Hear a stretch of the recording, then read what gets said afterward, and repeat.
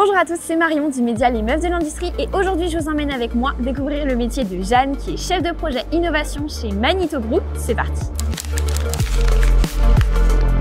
Bonjour Jeanne. Bonjour Marion, enchantée, bienvenue chez Manito. Alors pour aujourd'hui, on va commencer par une réunion technique où on va parler de la conception, de la définition d'une machine sur un des projets sur lesquels j'interviens. Donc la machine n'existe pas encore physiquement, on est en train de la définir. Si je comprends pas tout, je peux te poser des questions après la réunion? Oui, pas de souci. Ok, bon voilà, je te suis.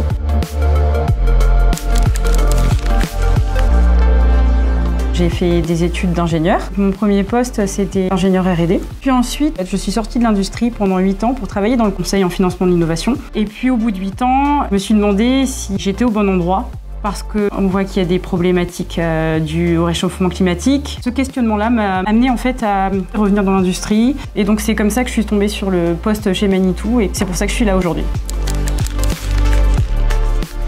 On est devant le R&D Test Center. C'est l'endroit où on teste nos prototypes de machines et c'est un endroit qui permet de tester dans différents environnements. On a du tout-terrain, du sol stabilisé. Le prototype sur lequel on travaille ici est un prototype de machine qui est existante. Donc là, c'est un chariot tout-terrain à mât. Et donc l'intérêt de ce type de prototype-là, c'est d'essayer de rendre autonome une machine qui, à la base, n'a pas été conçue pour ça. Donc là, on est dans une phase où il faut calibrer les capteurs, où il faut vérifier que les softs sont bien à jour et fonctionnent comme attendu. Et donc, c'est le travail là qui est en train d'être réalisé.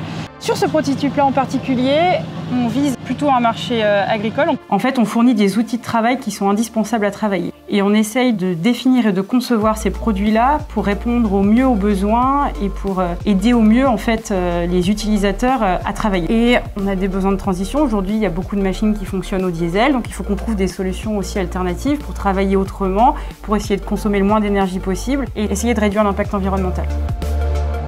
Quand on est chef de projet, on a un rôle de chef d'orchestre. Moi, je trouve ça hyper enrichissant de travailler avec des personnes qui ont des profils qui sont très différents, des expertises très différentes, et de réussir à faire fonctionner tout ça pour que le projet avance et que tout le monde se sente engagé aussi sur le projet. C'est vrai que je suis beaucoup en réunion ou en interaction avec les équipes. Quand un projet d'innovation démarre, au début, c'est beaucoup moi en fait qui travaille sur la préparation du projet et l'orientation du projet. Mon rôle est aussi de capitaliser tout ce qui a été dit, de synthétiser ça et d'orienter les projets.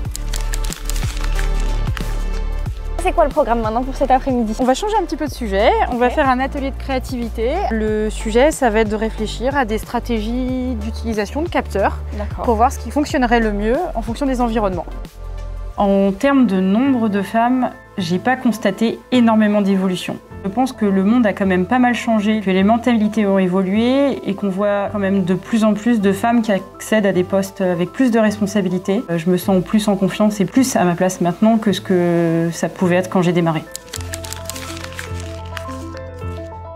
Tu m'as dit que tu avais une petite fille. Quel message t'essayes de lui transmettre? C'est qu'il ne faut pas se fermer de porte pour de mauvaises raisons. Je pense qu'on a tous le droit de rêver à tout.